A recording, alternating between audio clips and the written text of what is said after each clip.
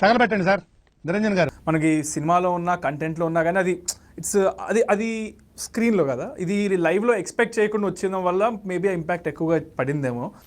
నేను మరీ అంత ఎదవలా కనపడుతున్నారా? ఓ మాదిరిగా కూడా కనపడలేదు. అండ్ నా ఫీలింగ్, ఇన్నర్ ఫీలింగ్ ఒకటి ఏంటంటే, బాగైందా ప్రతిదానికి ఓవర్ ఎక్స్ప్రెషన్.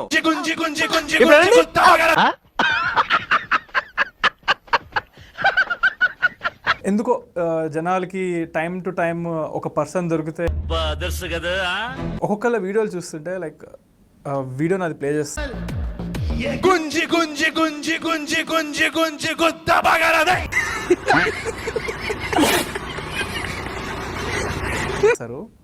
ఇట్లా కూర్చొని చూస్తారు అయ్యేదాకా, సాంగ్ అయ్యేదాకా చూస్తూ అయిన తర్వాత లాస్ట్కి ఇది అంటే నో యూస్, వాడు విండండి.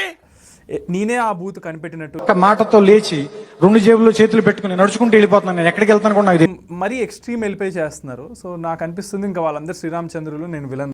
నమ్మకం లేదు ఏం అనుకో, అందరూ హీరోలు, నేనేమో జీరో. నేనెంత ఎదవనో నాకే తెలియదు. మాకు తెలుసులేరా అన్న ఒక ఒపీనియన్ అయితే నాకు లోపల కలిగింది. బట్ ఎంత కాదనుకున్నా ఎండ్ ఆఫ్ ద డే తప్పు నా వైపు ఉంది కాబట్టి నేనేమో అనడానికి లేదు.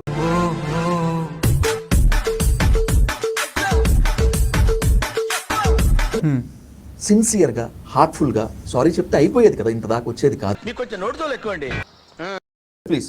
దరిద్రపు ముండా కొడుకు అన్నాడండి. ఏం మాట్లాడుతున్నావురా? నరాలు కట్ అయిపోయింది. ఎవరిని ఉద్దేశించి మిమ్మల్ని అని కూడా నేను ఒక్క పర్సన్ టార్గెట్ చేసి సింగులర్గా ఎవరిని అనలేదండి. పాపం ఫీల్ అన్నట్టున్నారు. ఆయన డైరెక్ట్గా నువ్వు అని అంటున్నాం, అది ఇంకా పెద్ద తప్పు. నేను మీరు అని అనలేదు, ఆయన అనలేదు, ఎవరిని అనలేదు.